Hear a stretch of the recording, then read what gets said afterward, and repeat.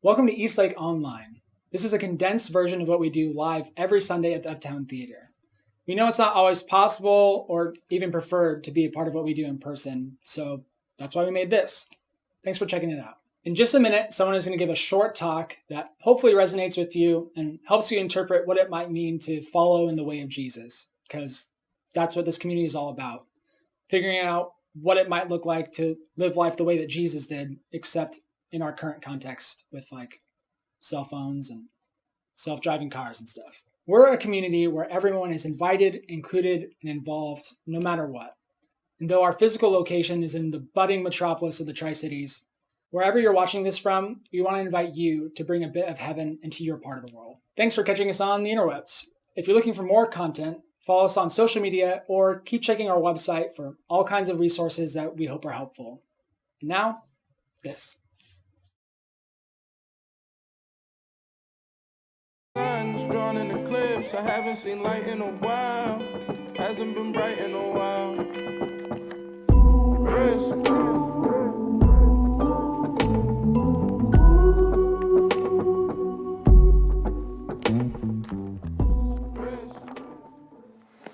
Well, good morning. Welcome to Eastlake. For those of you who are in person, for those of you watching online or on the app or whatever, or on replay perhaps, we're glad that you are here as well.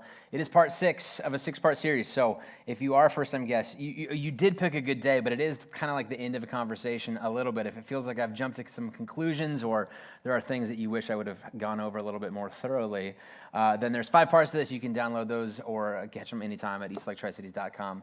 /talks. But the series has been a series called OMG. It's been a series on idolatry, which doesn't always feel like a super relevant topic because none of us go to our counselor and be like, I'm struggling with idolatry. It's like a weird bring up the counselor thing. They'll be like, what do you mean by idolatry? Exactly.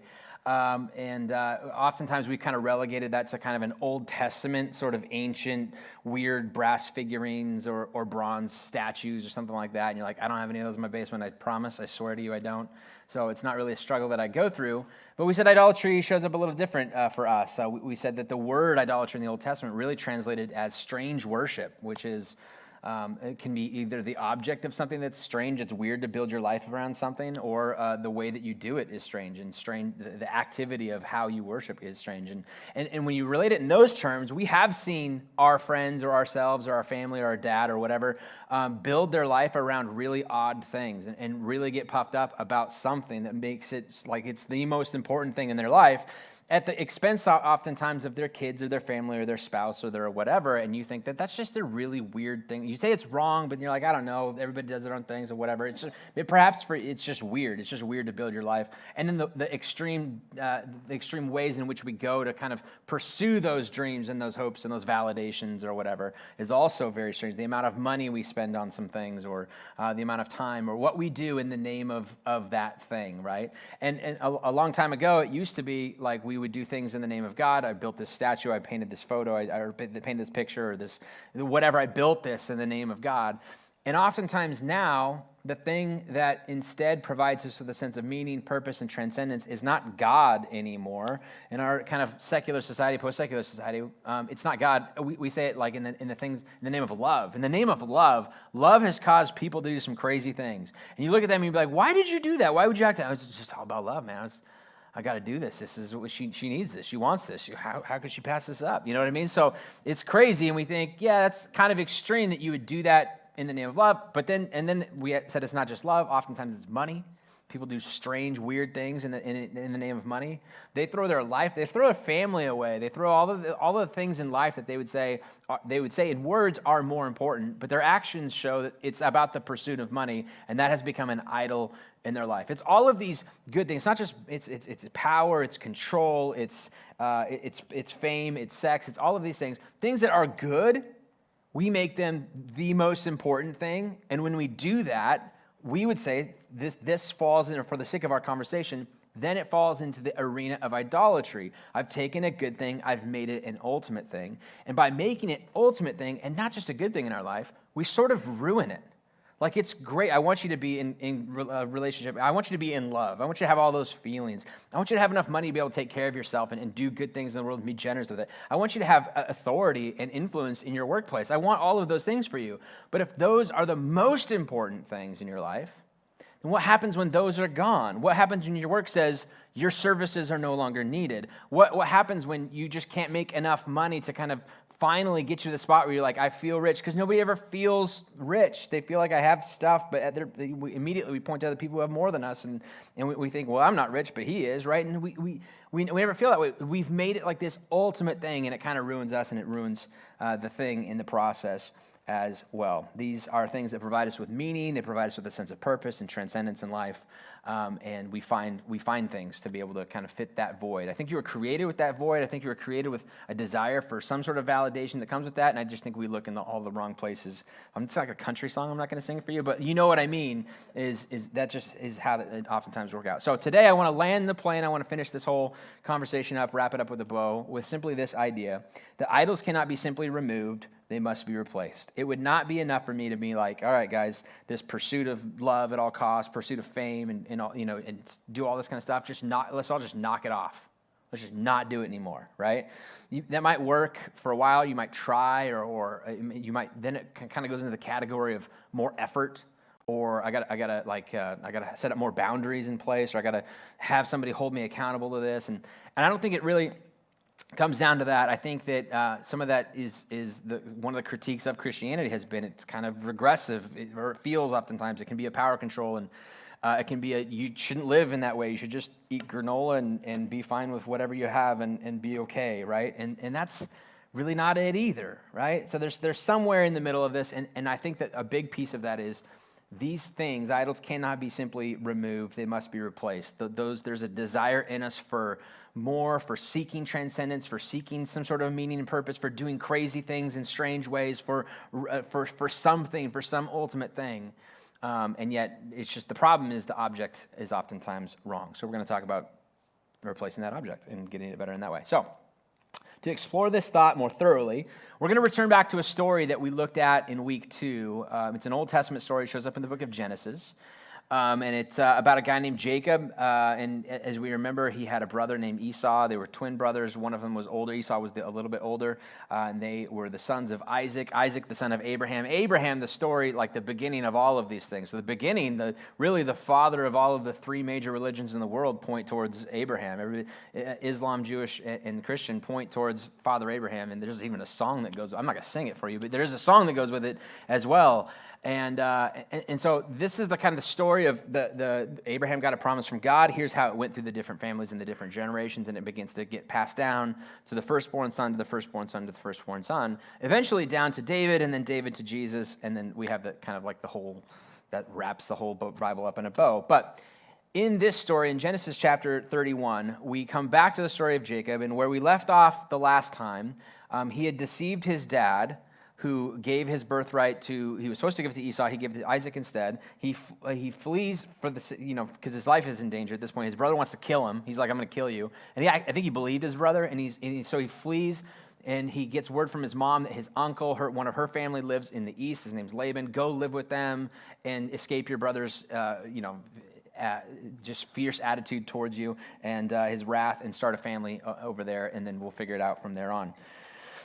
He then gets married over there. He finds this beautiful woman named Rachel, and he goes to the dad and says, I want to work for you, and then get married to your daughter and all this kind of stuff. And we said that even that guy deceived Jacob in the process. He had him work for 7 years and then got him drunk the night of his wedding and slipped his older sister in the room, and he didn't realize it. He woke up, went to sleep with what he thought was a 10, woke up to a 1. You know how that works? Remember that year at Wazoo? You do. Anyways, and I'm just kidding. And so then he goes, I'll work for 7 more years. And now he's married to Leah and Rachel. And you might be sitting there going, and? There's an and to this story? He's married to and?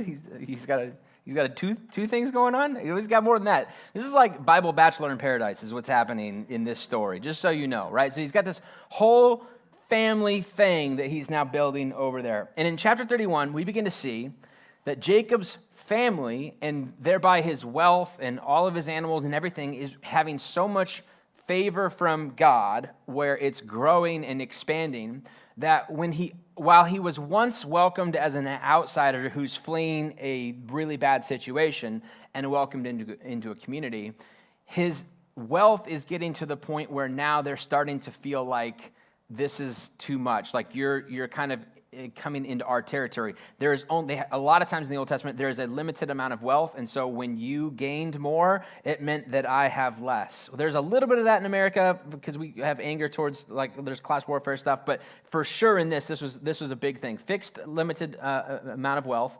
Anytime somebody gained, it means somebody loses, and when I see you gain, I interpret that as me losing. So therefore, I welcomed you when you were poor. Now that you're rich, I need you to leave. So he's feeling like, I'm not welcome in this place anymore. I've got to figure out something else. And so he begins the process of deciding to go back to his homeland and back to his family in this way.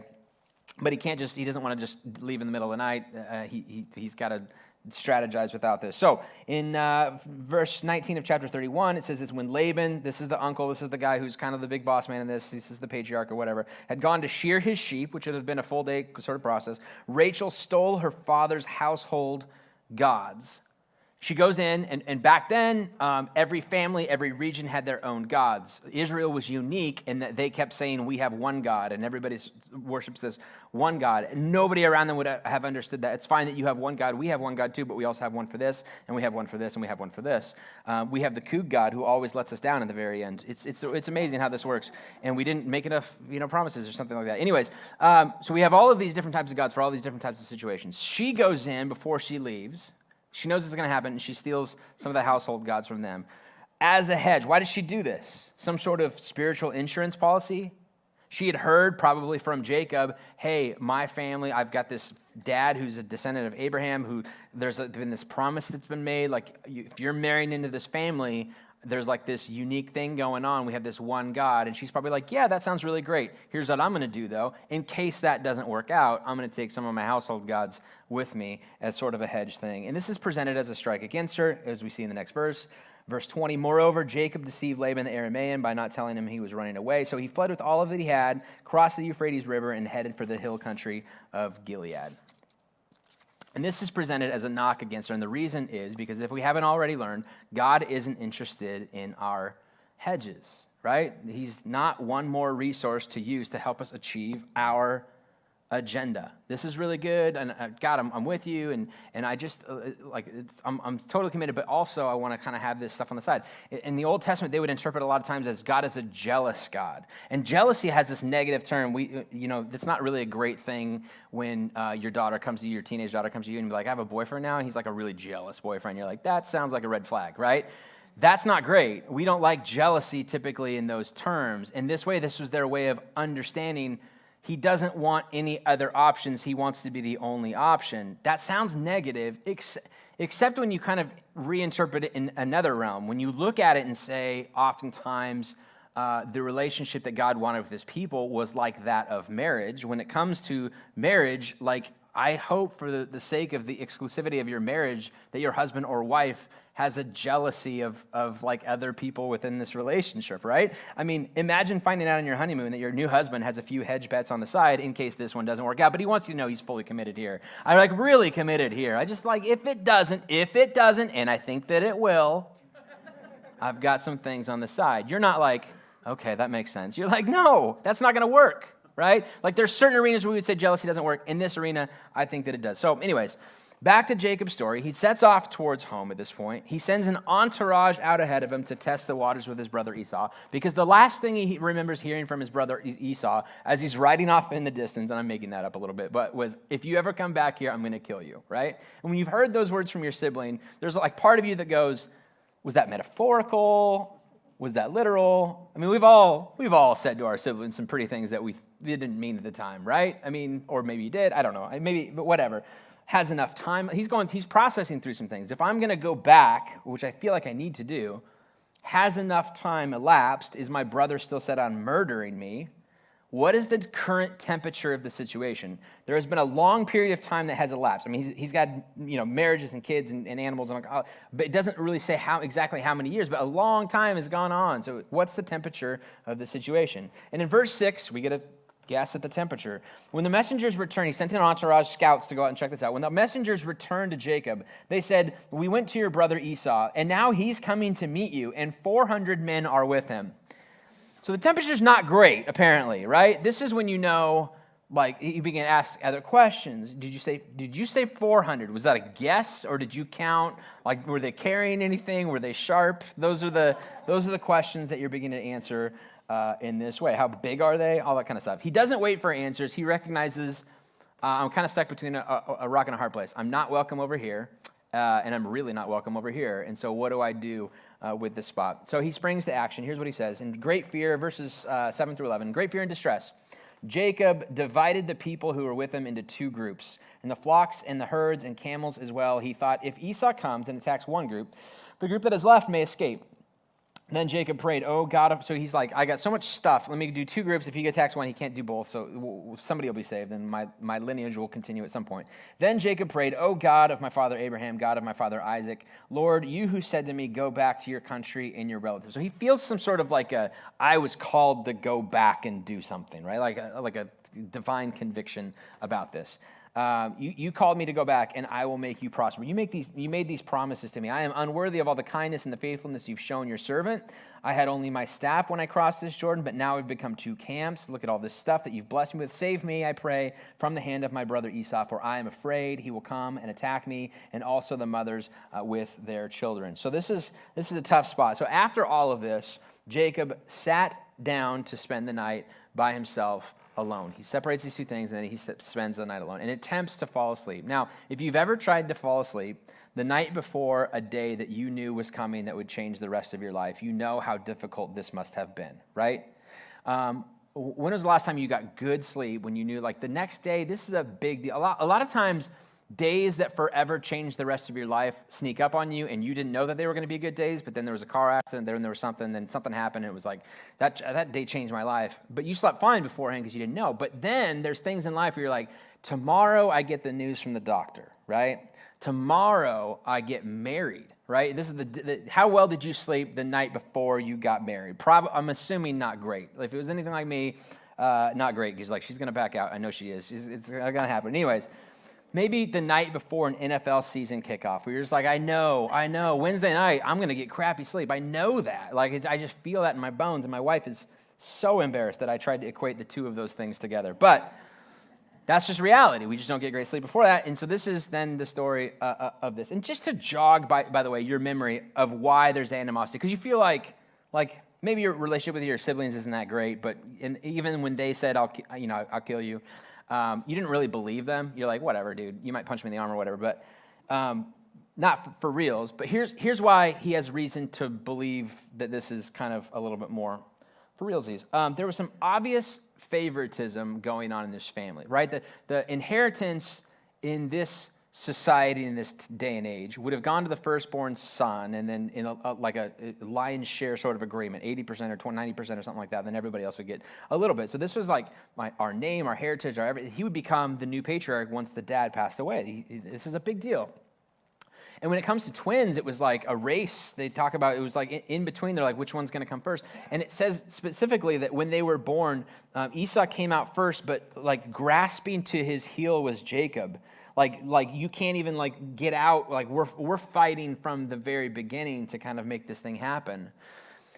And there was obvious favoritism from the father, Isaac, in this situation towards the son that is so obvious. Like it's clear who his favorite is. Like a lot of times we try and hide it as parents, right? And your kids come up to you and be like, who's your favorite? And you'd be like, you all are, right? And this one, who's your favorite? He'd be like, Esau is. Yeah, he's my favorite. Jacob, sorry. I mean, but he knows. Like some of you you're not the favorites, and that's fine. You like your parents be like, oh, we love everybody. You're like, yeah, but And you're like me, and you like my dad never had favorites, but we all know he did.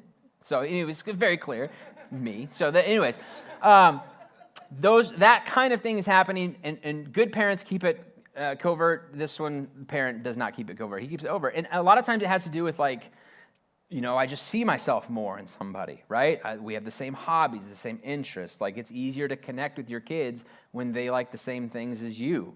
Right? And so, Esau loved hunting. Jacob loved farming, right? Esau loved ribeye steaks. Jacob preferred a well-cooked eggplant parmesan or something like that, right? Esau loved football. Jacob just hoped both teams had a good time, right? So those are the different, yeah, I know. Oh, it's so bad. Anyways, that's what's happening. When the day came for the father to give, he's like, he's getting old, he's losing his eyesight. That's a big part of the story.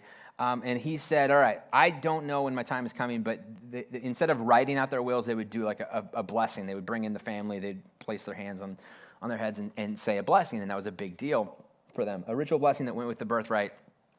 Jacob disguised himself as Esau. The story's a little complicated. He had like put hair on his arms because his brother was so hairy, and he was like a baby's bottom. Anyways, and fooled his dad. His dad's like a little bit questionable, and then he reaches out and he's like, you sound like Jacob. You're telling me you're Esau, but you sound like Jacob. And he's like, well, reach out and feel my arm. And he feels it, and he's like, all right, you must be Esau because, I know Jacob. Baby's bottom Jacob. Anyways, he gets this blessing, and it's not until after he leaves that then Esau comes in later, and it's like, Dad, I'm ready for the blessing. And he's like, I already gave it to you. Jacob at that point had ran, and it was such it was one of those things, as a modern day reader, it's really hard to understand why you would do something like this. In that there's a sense in which maybe like this, once this blessing is given, it can't be rescinded. Like that could be part of the case. But for the most part, it's like he's gonna know. Like his stuff still needs to be handed over. Feels like such a short-term win. Why would you risk this? Why would you play this card at this point? Esau, he's very unlikely. Jacob was very unlikely to actually get the stuff that is belonging to the firstborn, because Isaac's going to figure this out. As soon as Esau shows up, the gig is up. So why do this? Why take this risk? Why lose so much to gain so little? And I think the motives can go one or two different ways. Perhaps, again, it was once the thing goes out, you can't take it back. That's part of it. But I think a big part of it would have been perhaps he'd never heard his dad ever say to him, I delight in you more than anybody else in this world. His dad had always been, I like Esau more than you, right? He's always had the insecurity of being loved less by his dad than what he could compare it to. And he's probably, at this point, willing to do literally anything to hear those words, even if at the core of his being he knew it wasn't genuine. He wanted validation from somebody that he cared about most and was willing to do anything to hear it, even if it was fake. We all need assurance of our unique value from some outside external source sometimes. The love and the admiration of those you love and most and admire most is above all rewards. This is why, you do, unfortunately, we see this in the lives of parents who try and get this validation from their kids. They never had it. There's a broken marriage. There's something, or the marriage isn't great, or something's going on, and so they try and get validation from their kids. Do you love me? Like, am I good to you? And they're like, yeah, we love you, Mom. And you're like, oh, it doesn't mean it. You don't mean it. Say it seriously. You know what I mean? Or try and get it from our spouses, or we try and do things to be like, am I good? Am I fine? I just need to know I'm okay. Just tell me. Could you just put it into words a little bit? Because I'm living like this insecure, unvalidated lifestyle, and I need something from someone else to know that everything is good for me. Or else what's going to happen to me is I'm going to go seeking it out elsewhere. I need a sense of purpose, meaning transcendence, fulfillment in life. I want it to come from this, but if I can't get it from here, I know me. I'll go find something else somewhere else. So this recently, there's a band called The Killers who came out with this new album, and one of the songs on it is called Quiet Town, and it describes the situation where it opens with this voice that talks about this train that exists in this town. There's a set of train tracks that go through town, and it says that 3 or 4 people die, and it's just like this small town America, all this kind of stuff, and he says 3 or 4 people die from the train every year, and it's not because they're like walking and they couldn't hear it, and you just like, whatever. You remember as a kid, they'd come to your schools and be like, watch out for trains. You're like, I don't know anybody that just walks on train tracks, and they can't hear it. But he says, in this way, these deaths occur not because people are surprised that a train came through, but because they see it as a way out of this quiet town. This is the way out for them.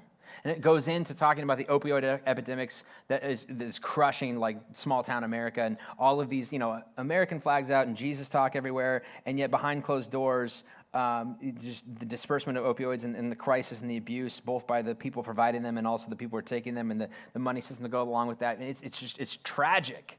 And it's happened in this way. And so they're writing about, this song is about this quiet town that is all of this junk is happening behind.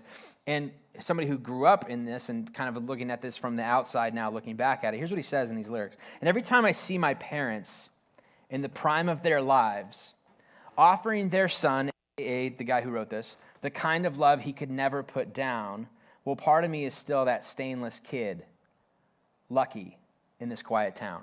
In other words, I had parents who spoke into my life so much validation, my hands were always full. They were never empty, so I never needed to pick up a needle or a bottle or something else. I had that validation within me, and I was lucky, a stainless kid in this quiet town, where so many of my friends walked around with empty hands because they never heard these words from somebody who validated their existence or gave them a sense of purpose and meaning and transcendence, so I'll go find it in a pill format. Jacob's life had been one long wrestling match trying to find this as well, both, I think, in the validation from his dad, and then eventually in the validation of, if it's not my dad, then it's going to be marriage, it's going to be the beauty of Rachel. I'll invest everything into this, and as long as I can get this, then I know I'll be good. Do you love me, right? Do you see value in me in this way? So, Jacob is left alone. We pick it back up in verse 24. Jacob left alone. It says this, and a man, this is kind of where the story goes a little sideways and a little bit weird. A man wrestled with him till daybreak. When the man saw that he could not overpower him, he touched the socket of Jacob's hip, so that his hip was wrenched as he wrestled with the man. Then the man said, "Let me go, for it is daybreak." But Jacob replied, "I will not let you go unless you bless me." Then the man asked him, "What is your name?" "Jacob," he answered. Then the man said, "Your name will no longer be Jacob, but Israel, because you've struggled with God and with humans and have overcome." Literally, the name Israel means struggle with God, right? So even as a nation, they're like, we've struggled. This has been a constant struggle with God in this way. And names are such a big deal. The name that you were given as a child may change. That's why Simon becomes Peter in the New Testament. I'm going to give you this new name that you're going to live into, this new vision for your life in this way. So anyways, it happens here. Then verse 29, Jacob said, "Please tell me your name." But he replied, "Why do you ask me my name?" Then he blessed him there. So Jacob called the place Peniel, saying, "It is because I saw God face to face, and yet my life was spared." The sun rose above him as he passed Peniel, and he was limping because of his hip. He sees something, he encounters this thing, this wrestling match. We don't even know, there's no description of who this person is. I mean, there's inferences that it's God or God in human format, or doesn't let him see his face, or perhaps that Old Testament of, you can't see my face and die, all that kind of stuff that's going on. But the story itself is deliberately vague in this way. And yet it says, at one point it says, he realizes he can't overcome him, and then in the next moment, he's touching his hip with a simple touch of his finger, and his hip is permanently dislocated. So there's like controlled power, I could do it, but there's like feigned vulnerability. It becomes very clear that the way to read this is that the wrestler has been intentionally holding back. I want to make him feel like this is a battle, like he got attacked in the middle of the night, and now he's just defending himself from this intruder or this invader or whatever, but then all of a sudden he just touches me, and then I realize in that moment he could have done so much more. Like, who are you? What are you? There's this feigned vulnerability taking place. When I get home from work and I take off my backpack, I check in with my wife, I say hi to my kids and do this, at some point in the evening, not every night, but a lot of them, I'll lay on the floor. We have a rug in our living room. I'll lay on the floor, and my 3-year-old will jump from the couch onto my back. It's really bad for my back. I know that. It's fine. And my 8-year-olds start wrestling, and they scream out, "Daddy, wrestle time!" And we begin to kind of do all this kind of stuff, and I twist, and I turn, and I pin them for 2 seconds, and then they break free, and then they pin me for 2 seconds.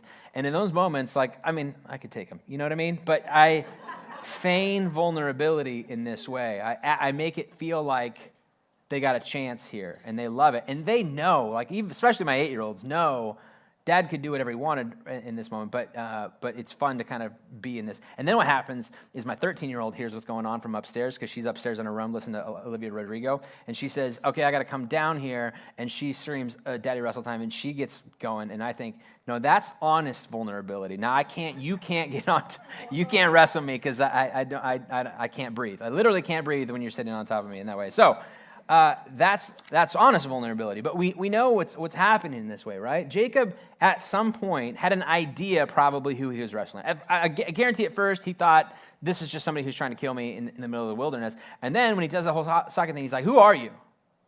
You're just playing with me. This is like a game for you. What's happening here? Who are you? Tell me your name.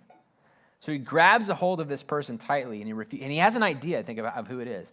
I think it's this God I think this God showed up in this human form. I think this is the person that has been like the promise of my family forever. And he said, refused to let go, saying, I will not let go until you bless me. My entire life, I've been searching for some sort of external validation from my dad at first, and from love and sex and money and wealth and the accumulation of stuff. And I just can't seem to find it. But maybe you, I'm not letting go. I hold on for dear life in this way. If I don't care if I die in the process, because if I don't have this blessing, I've got nothing, and nothing else will do. As a result, we read this. It says, then he blessed him there. And we don't know what kind of words he said or exchanged, or what kind of things were done there, but it probably comes in line, similar to what a descendant of his would someday hear, that you are my son, whom I love, and with you I'm well pleased. As Jesus comes out of the waters of baptism, a dove comes down from the sky, and that's the phrase that comes out. That's the validation. I'm sure it was something along those lines. And Jacob walked away like someone who understands the gospel, permanently lamed, yet permanently fulfilled, humbled, yet emboldened. We've said, what is the gospel? The gospel is that you're far beyond, you're worse than you even realize that you are, right? I think I'm a pretty good person. You're like, come on, man. You know about the stuff that you think about that nobody ever sees or knows about. There's some brokenness going on, and you're more broken than you ever dared realize, but you are far more loved than you could ever hope. You're permanently disabled, yet permanently fulfilled. Permanently lame, yet permanently loved. Humbled, yet emboldened in this way. In no episode, I find this interesting, of Jacob's story, does he emerge as some sort of archetype hero, right? The guy who always makes the right decisions in the right times at the right time, all that kind of stuff. Nope, it's deceit, dishonesty, and foolishness almost every time. He didn't really do anything to deserve any sort of blessing. Why would I bless you? You've done nothing. Why, if God is holy and just, was he so gracious to Jacob? And I think the answer comes to us much later in the story. When God appears as a man and became truly weak to save us. No longer feigned vulnerability, honest vulnerability.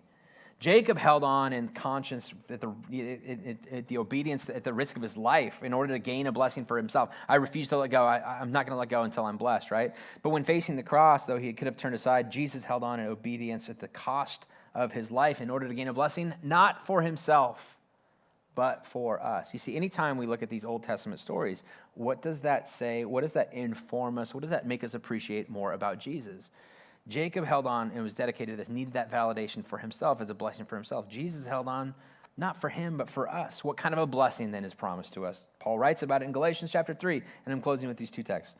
Christ redeemed us from the curse of the law by becoming a curse for us. He redeemed us in order that the blessing given to Abraham might come to the Gentiles through Jesus, so that by faith we might receive the promise of the Spirit. So he's hearkening this back to this promise given to Abraham that comes through the Gentiles, comes through Jesus to us. It's the promise of the Spirit. Well, what is the promise of the Spirit? Great. Doesn't leave us hanging, lucky for us. He continues on a chapter later in the same letter to the Galatian church. Because you are his sons, God sent the Spirit of his Son into our hearts, the Spirit who calls out, Abba, Father. That term, Abba, Father, is a personal term of endearment for somebody that you love and respect and really care about and want their validation more than anything else.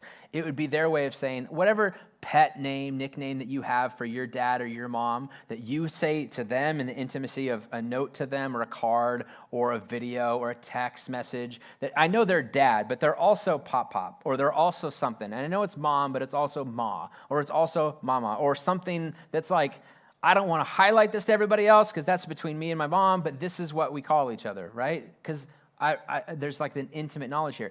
Here is what he's saying. The God of the universe is not the gift of Jesus is that the God of the universe doesn't exist out there as like, I hope I'm enough for you, I'm on this. We have the opportunity to look at that relationship and be like, that's the validation that I need the most. That right there. That it's not I can't take this idol away. It's not that I don't need validation. I do, but the one that I need it from the most is not necessarily my earthly father or mother, although I do need that there. I want my arms full in that way, but I want my arms so full of validation and love that I'm not tempted to have an empty hand to pick up other things and say, this is what's good. This is what's going to cause, this is what's going to give me validation. This is what's going to give me purpose in life. It's not going to be sex. It's not going to be money, fame, all this kind of stuff. It's something different. That validation comes from this. That is the gift. That's the gift that is offered to each and every one of us. It's a trusting term of confidence that a little child has in a parent's love. Paul is saying that if you believe the gospel, the Spirit will make God's love and blessing an existential reality in our heart and a voice that says, and we believe it in the core of our being, that we don't have to be like, it's not just something that we like have a mental assent to, like I believe this, but like we operate from the core of our being that we truly believe that there is an external validator out of there saying, you are my beloved child in whom I delight. That blessing, the blessing that comes through the Spirit that is ours through Christ, is what Jacob received, and it's the only remedy against idolatry, because idols cannot be removed. They can only be replaced by something far, far greater. And that's what I wanted us to think about, to know about, to operate in, to practice as we do this. In fact, we're going to practice some of that. What does it mean to live that out and believe and actually believe that is through this idea of communion. So we've got a couple of people. Lauren's going to come up and play one last song. A couple of communion servers are going to make their way back there, grab these trays.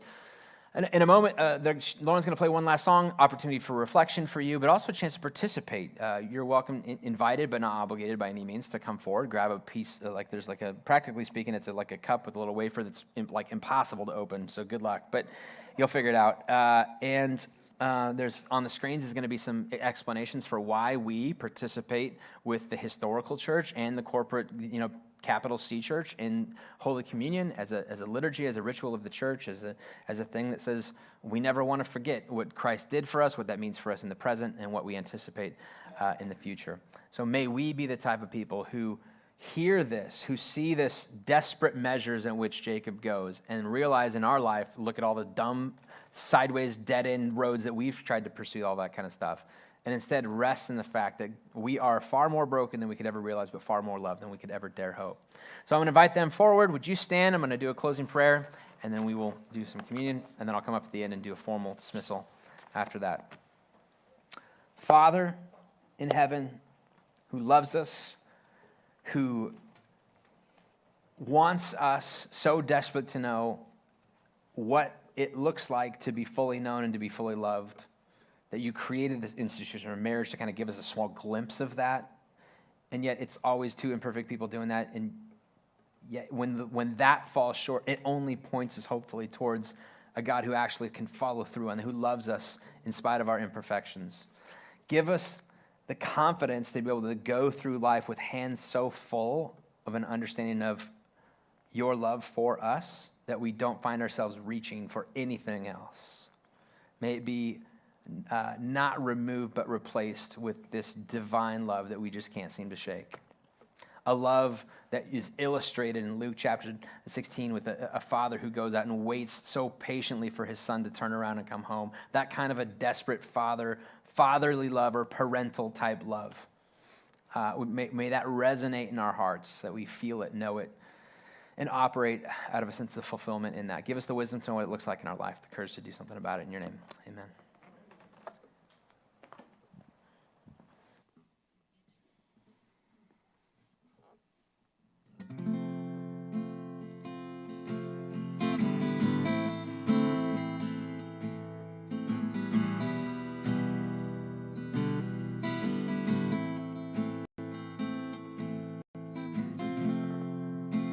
Will you stay with me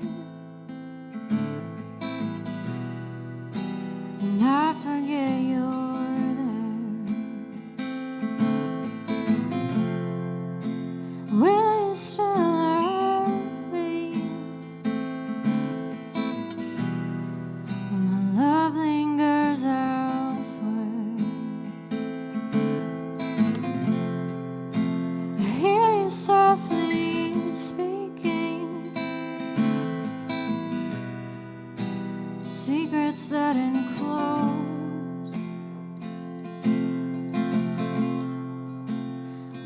that softly linger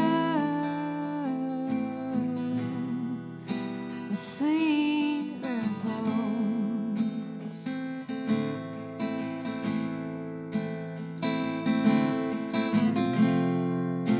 And I will never leave you, leave you waiting around, 'cause I'm the one who's been waiting for you to turn around, for you to turn around. How can I contain you? You contain everything. The house of my soul is far too small, and still I will sing. I hear you softly speaking secrets that enclose,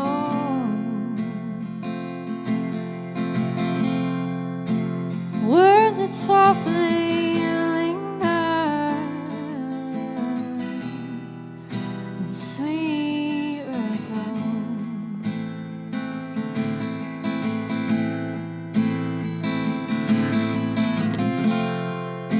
And I will never leave you,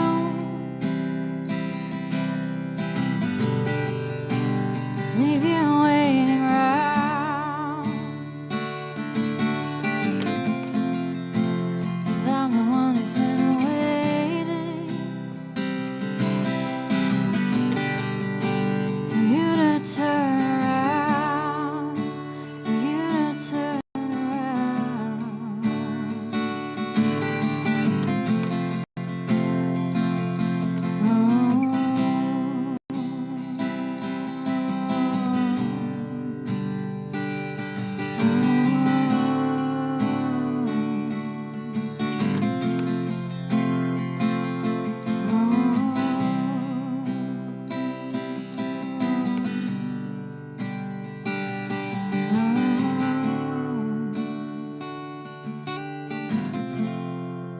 Enclosed by you, enclosed I see I am in you,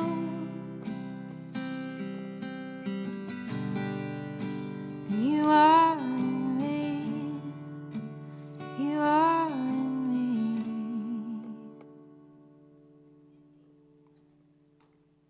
Hey, thank you so much for being a part of Eastlake this morning. We're so thankful for you. Next week, we're going to hear from one of our external elders. His name is Jeremiah, and he's awesome. And the week following that, September 19th, is our big launch weekend. Try not to suck the series on dysfunction. It's going to be a fantastic series to invite a friend to. We're doing mailers in the community, blah, blah, blah, all that good stuff.